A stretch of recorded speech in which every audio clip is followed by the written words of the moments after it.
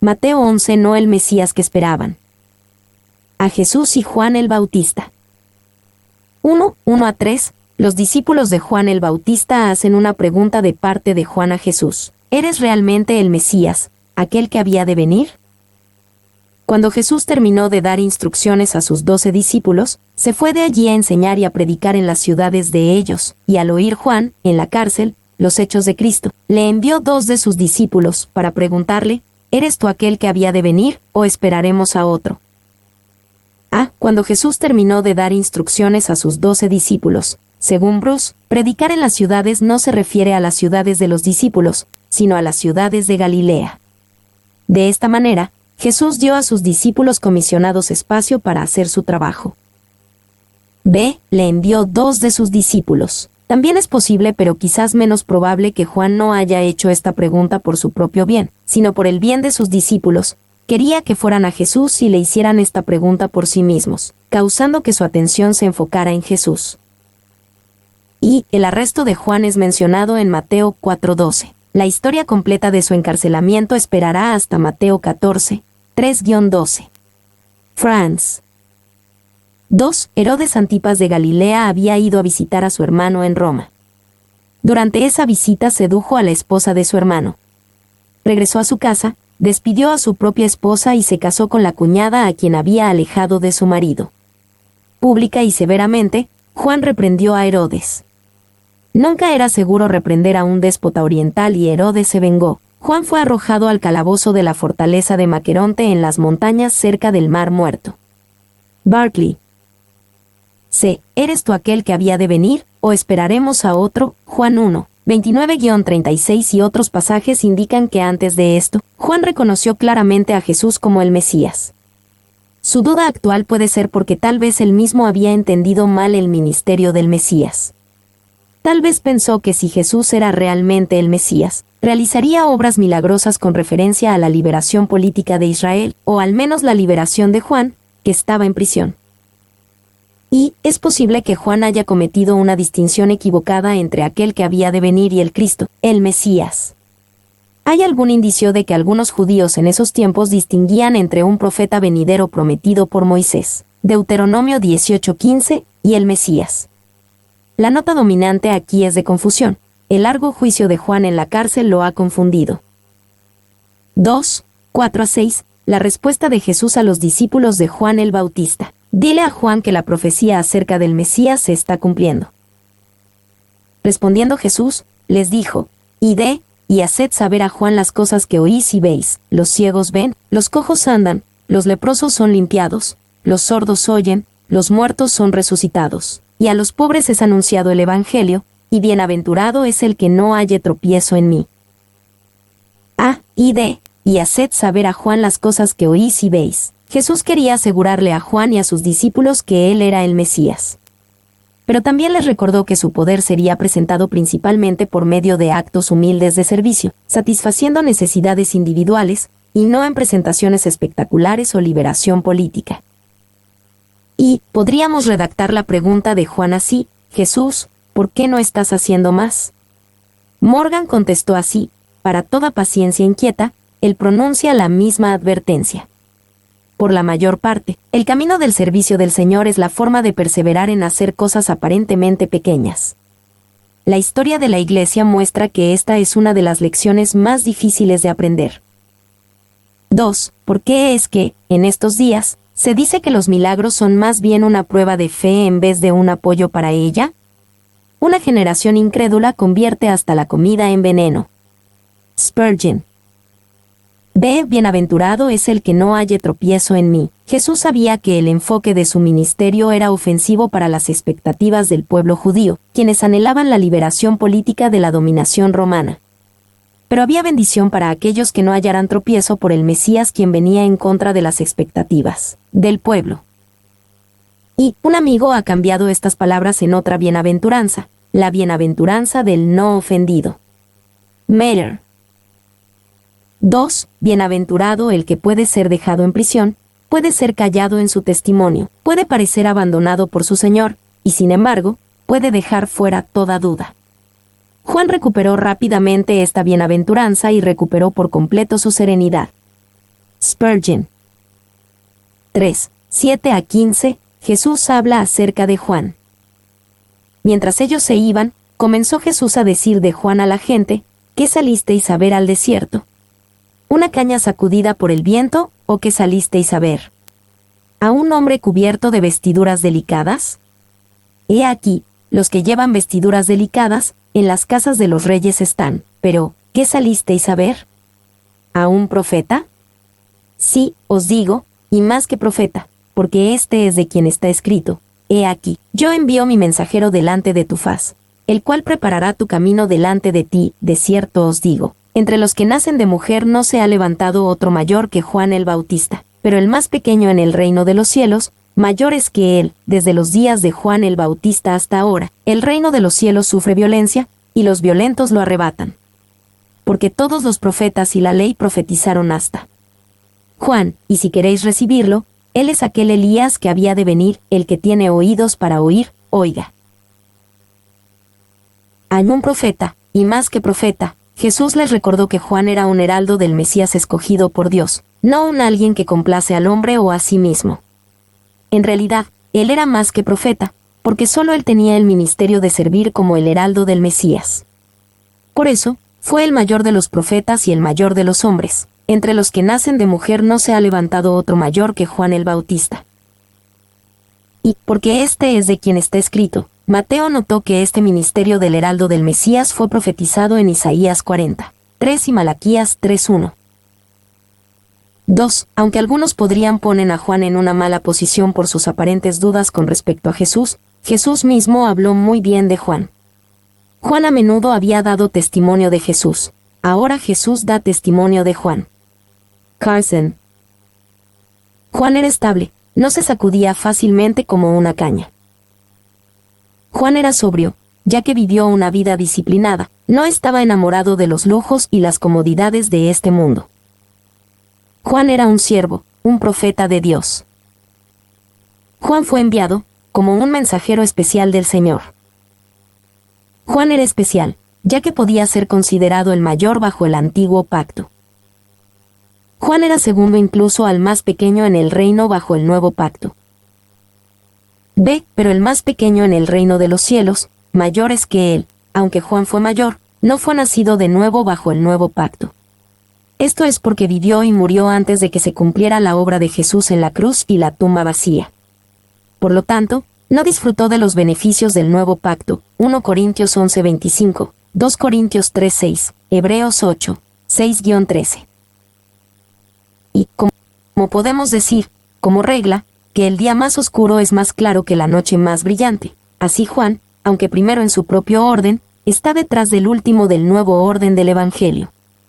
El más pequeño del Evangelio se encuentra sobre un terreno más alto que el más grande que está bajo la ley. Spurgeon. C. El reino de los cielos sufre violencia, y los violentos lo arrebatan. La referencia de Jesús a la violencia se refiere tanto a la intensidad de la guerra espiritual que rodea el ministerio de Jesús como a su heraldo, y también a la intensidad requerida para perseverar en seguir a Dios y su reino. Y el sentido exacto de esto ha sido muy debatido, y se ha convertido más difícil por la gramática complicada. Carson probablemente da el mejor sentido de ambas expresiones. El reino ha venido con un poder sagrado y una energía magnífica que ha estado empujando las fronteras de las tinieblas. Esto se manifiesta especialmente en los milagros de Jesús y se vincula con la respuesta de Jesús al Bautista. El reino está haciendo grandes avances. Ahora es el tiempo para que las almas valientes y la gente contundente se apodere de él. Carson. 2. El reino nunca será recibido de una manera pasiva. Siempre se funda en la obra de Dios de nuestra parte, pero la obra de Dios siempre producirá una respuesta en nosotros. No son deseos perezosos ni esfuerzos fríos que traerán a los hombres al cielo. Pole. 3. Se hacen quejas y se expresa sorpresa frecuentemente por los individuos que nunca han encontrado una bendición sobre cualquier cosa que han intentado hacer en el servicio de Dios. He sido maestro de la escuela dominical por años, dice uno, y nunca he visto a ninguna de mis niñas o niños convertidos. No, y la razón más probable es porque nunca has sido violento en ese tema, nunca has sido obligado por el Espíritu Divino el decidir qué convertidos deberían ser, y no debías descansar hasta que lo fueran. Nunca has sido llevado por el Espíritu a tal pasión, que hayas dicho, no puedo vivir a menos que Dios me bendiga. No puedo existir a menos que vea a algunos de estos niños salvos. Entonces, cayendo de rodillas en agonía de oración, y poniendo delante de ti tu confianza con la misma intensidad hacia el cielo, nunca habrías sido decepcionado, porque los violentos lo arrebatan. Spurgeon. D. Porque todos los profetas y la ley profetizaron hasta Juan, Jesús vio que una era terminaba con Juan. Todos los profetas y la ley anticipaban a Juan y su ministerio como un heraldo. En cierto sentido, Juan habló por cada profeta que anunció la venida de Jesús. Y, bajo el antiguo pacto, muchos profetas anunciaron, el Mesías viene. Solo Juan tuvo el privilegio de decir, el Mesías está aquí. Y si queréis recibirlo, él es aquel Elías que había de venir. Juan también puede ser visto como Elías, en un cumplimiento parcial de Malaquías 4:5. Juan no era realmente Elías, pero sirvió en el mismo espíritu y poder que Elías, así cumpliendo con su oficio, Lucas 1:17. Ya que Juan era Elías en este sentido simbólico, Jesús añadió, si queréis recibirlo. Y, de hecho, Elías vino durante el ministerio de Jesús, durante la transfiguración, Mateo 17:3. Pero en cumplimiento adicional de la promesa de Malaquías 4:5, Elías vendrá de nuevo antes de la segunda venida de Jesús, probablemente como uno de los dos profetas de Apocalipsis 11, 3-12. 2. Si el ministerio de Juan el Bautista fue como el de Elías, recordamos que también Elías se sintió deprimido y desanimado. 3. El que tiene oídos para oír, oiga. Una forma de hablar proverbial usada por Jesús a menudo después de declaraciones importantes, aquí por primera vez en Mateo. Brace 4:16-19. Jesús reprende a aquellos que se rehúsan a ser complacidos por el ministerio de Juan el Bautista o por el de Jesús. Mas, ¿a qué compararé esta generación? Es semejante a los muchachos que se sientan en las plazas y dan voces a sus compañeros, diciendo, os tocamos flauta, y no bailasteis, os endechamos, y no lamentasteis, porque vino Juan, que ni comía ni bebía, y dicen, demonio tiene, vino el Hijo del Hombre, que come y bebe, y dicen, he aquí un hombre comilón, y bebedor de vino, amigo de publicanos y de pecadores. Pero la sabiduría es justificada por sus hijos. Mas, ¿a qué compararé esta generación? Jesús consideró la naturaleza de su generación actual, y cómo eran selectivos y dudosos en recibir el mensaje de Dios y sus mensajeros. B. Os tocamos flauta, y no bailasteis, os endechamos, y no lamentasteis. La idea es que aquellos que tienen un corazón para criticar encontrarán algo que criticar. Muchas personas no estarían contentas con Juan o con Jesús. Y se negaron a escuchar la voz de Dios en ambas formas, triste o alegre, en juicio o en misericordia, si no estaban de acuerdo con sus convenciones. No había manera de complacerlos. Franz C. Amigo de publicanos y de pecadores, Jesús citó las críticas que otros hacían contra él. A pesar de que estas palabras intentaban condenar, se han convertido en palabras maravillosas. Jesús realmente es amigo de pecadores. Y, lo que al principio era un apodo malicioso, ahora es un nombre de honor, el amante de los pecadores. Brace D. Pero la sabiduría es justificada por sus hijos. Sin embargo, el hombre sabio es comprobado sabio por sus acciones sabias, sus hijos. Jesús tenía especialmente en mente la sabiduría de aceptar a ambos Jesús y Juan por lo que eran y por lo que habían sido llamados a ser. Y la gente puede criticar a Juan, pero mira lo que hizo, llevó a miles de personas al arrepentimiento, preparando el camino para el Mesías. La gente puede criticar a Jesús, pero mira lo que hizo, enseñó, trabajó, amó y murió como nadie lo ha hecho. D. Los condenados y los aceptados. 1:20-24. Jesús reprende a las ciudades que no se arrepintieron a la luz del ministerio de Juan el Bautista y del propio ministerio de Jesús. Entonces comenzó a reconvenir a las ciudades en las cuales había hecho muchos de sus milagros, porque no se habían arrepentido, diciendo, ay de ti, Corazín. Ay de ti, Betsaida. Porque si en Tiro y en Sidón se hubieran hecho los milagros que han sido hechos en vosotras, tiempo a que se hubieran arrepentido en cilicio y en ceniza, Por tanto os digo que en el día del juicio será más tolerable el castigo para Tiro y para Sidón, que para vosotras, y tú, Capernaum, que eres levantada hasta el cielo, hasta el Hades serás abatida. Porque si en Sodoma se hubieran hecho los milagros que han sido hechos en ti, habría permanecido hasta el día de hoy. Por tanto os digo que en el día del juicio será más tolerable el castigo para la tierra de Sodoma, que para ti. Entonces comenzó a reconvenir a las ciudades en las cuales había hecho muchos de sus milagros, porque no se habían arrepentido, debido a que muchos de sus milagros se habían realizado en estas ciudades. Experimentaron una mayor luz, que también requería una mayor responsabilidad. Y este principio mayor luz significa mayor responsabilidad, significa que el mundo occidental tiene una tremenda responsabilidad ante Dios.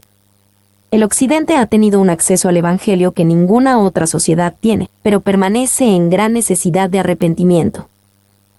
2. La falta de respuesta a la voz de Dios es la característica de esta generación, y será su ruina. France. B. Será más tolerable. Cuando Jesús dijo que será más tolerable para ciertas ciudades en el día del juicio, implicó que ciertamente hay diferentes grados de juicio. Algunos serán juzgados de una manera más severa que otros. Y hay grados de felicidad en el paraíso y grados de tormento en el infierno. Mateo 12:41, 23:13. Véase Lucas 12, 47-48, un punto que Pablo entendía muy bien. Romanos 1:20-2:16. Las implicaciones para la cristiandad occidental anglófona hoy son serias. Carson. 2. Si los turcos y los tártaros serán condenados, los cristianos depravados serán doblemente condenados. Corazín. Betsaida. Capernaum, el juicio de Dios se cumplió contra estas ciudades. Cada una de ellas fue destruida hace mucho tiempo y han estado desolada por muchas generaciones. Y no leemos en los evangelios de los grandes milagros que Jesús hizo en Corazín ni en Betsaida, pero se nos dice en Juan 21:25, y hay también otras muchas cosas que hizo Jesús, las cuales, si se escribieran una por una, pienso que ni aún en el mundo cabrían los libros que se habrían de escribir. Lo que Jesús hizo en Corazín y Betsaida está entre esas obras no escritas. Este es un buen recordatorio de que los evangelios son un verdadero registro de la vida de Jesús, pero él hizo mucho que no está escrito en los registros del evangelio. 2. Capernaum, su propia ciudad, el cuartel general del ejército de salvación, había escuchado y visto al Hijo de Dios. Por lo tanto, él se lamentaba al ver que Capernaum seguía tan endurecido como siempre. Spurgeon. 3. Estas ciudades no atacaron a Jesucristo, no lo echaron de sus puertas. No buscaron crucificarlo, simplemente lo ignoraron. La negligencia puede matar tanto como la persecución. Barclay. 2, 25-27, Jesús alaba a aquellos que reciben su mensaje. En aquel tiempo, respondiendo Jesús, dijo, Te alabo, Padre, Señor del cielo y de la tierra, porque escondiste estas cosas de los sabios y de los entendidos, y las revelaste a los niños. Sí, Padre, porque así te agradó. Todas las cosas me fueron entregadas por mi Padre, y nadie conoce al Hijo, sino el Padre, ni al Padre conoce alguno, sino el Hijo, y aquel a quien el Hijo lo quiera revelar. Te alabo, Padre, Señor del cielo y de la tierra. Se siente una fuerte nota de gozo en la comunicación de Jesús con su Padre.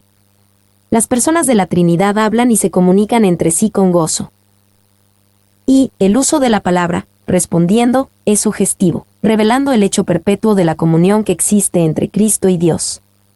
La nota de alabanza fue la respuesta del corazón de Cristo al secreto de Jehová. Morgan.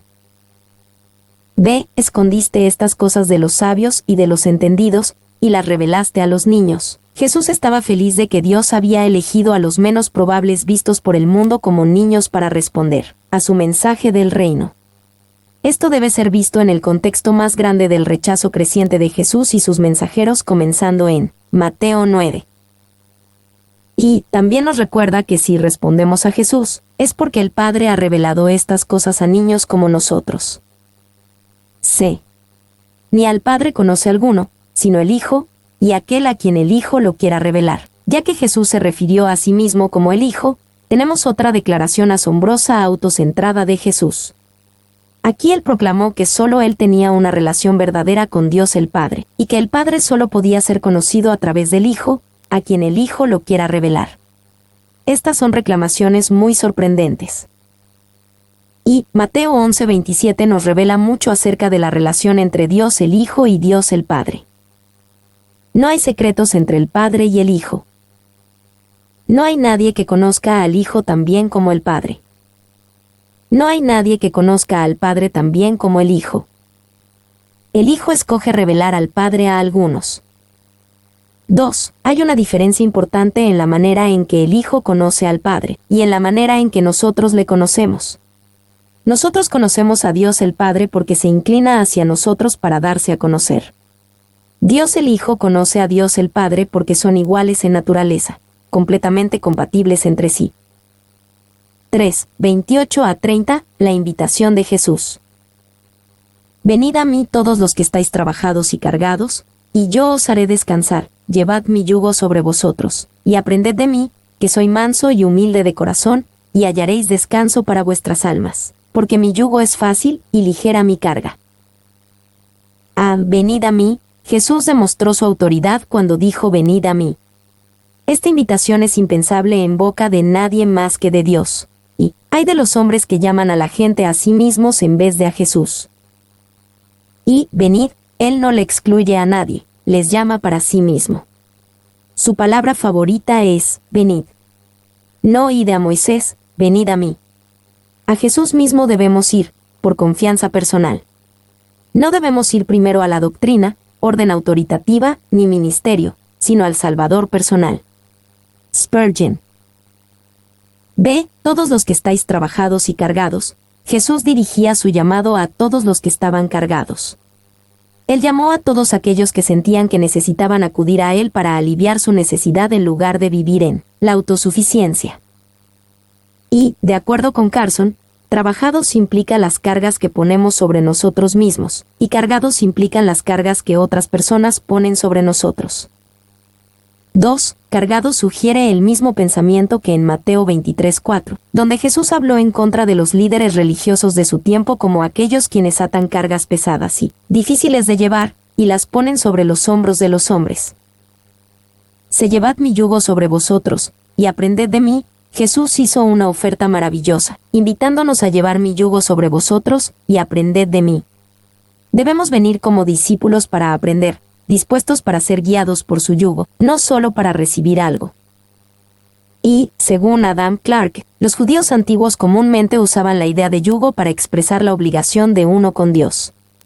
Estaba el yugo del reino, el yugo de la ley, el yugo del mandato, el yugo del arrepentimiento, el yugo de fe, y el yugo general de Dios. En este contexto es fácil ver a Jesús simplificando y diciendo, olvídense de todos los otros yugos. Llevad mi yugo sobre vosotros, y aprended de mí. 2. Cuando alguien ve el yugo de Jesús desde la distancia, es fácil tener todo tipo de ideas equivocadas acerca de él. Pero si solo escucháramos lo que dijo, llevad mi yugo sobre vosotros, lo tomaríamos y veríamos qué tipo de yugo es. El yugo de Jesús es fácil y ligero en comparación del yugo de otros. El yugo de Jesús es fácil y ligero siempre y cuando no nos rebelemos contra él. El yugo de Jesús no tiene nada que ver con las preocupaciones que nos están prohibidas. El yugo de Jesús no incluye las cargas que elegimos agregarle. D. Soy manso y humilde de corazón. Jesús reveló su naturaleza cuando se describió a sí mismo como manso y humilde de corazón. Es su corazón de siervo, que es demostrado a lo largo de su ministerio, lo que lo califica para ser el que lleva nuestras cargas. Y hallaréis descanso para vuestras almas. Jesús describió su regalo para sus seguidores como descanso para vuestras almas. Este regalo inigualable, poderoso y profundo debe considerarse como patrimonio de aquellos que vienen a Jesús y son sus seguidores. Deben creer que algo está mal si no experimentan descanso para vuestras almas. Y encontrarás descanso para vuestras almas es un eco del texto hebreo de Jeremías 6:16, donde es la oferta de Dios para aquellos que siguen su camino. Jesús ahora emite la invitación en su propio nombre. Franz F. Mi yugo es fácil y ligera mi carga. Jesús resumió este maravilloso llamado con esta seguridad. El yugo es fácil y la carga ligera porque Él la lleva con nosotros. Llevada solo, podría ser insoportable, pero con Jesús puede ser fácil y ligera. Y, para entrenar a un nuevo animal, como un buey, para arar, normalmente los antiguos granjeros ponían al animal joven en yugo con otro más viejo, más fuerte y más experimentado que llevaba la carga y guiaba al animal joven a través del proceso de aprendizaje. 2. La palabra fácil está en el griego krestos, la cual puede significar a la medida. En Palestina, los yugos se hacían de madera. El yugo se ajustaba cuidadosamente para que quedara bien y no hiriera el cuello del animal paciente. El yugo era hecho a la medida para que le quedara al buey. Barclay. 3. Este no es un llamado a una vida perezosa o indulgente. Aún hay un yugo para soportar y una carga para llevar. Sin embargo, en y con Jesús, estos son fáciles y ligeros. El yugo de Jesús es fácil, no porque hace mandatos ligeros, sino porque representa entrar en una relación de discípulo. Franz. 4. Si tu yugo es difícil y tu carga es pesada, entonces podemos decir que no es su yugo o carga, y no estás permitiendo que lo cargue contigo. Jesús lo dijo claramente: mi yugo es fácil y ligera mi carga.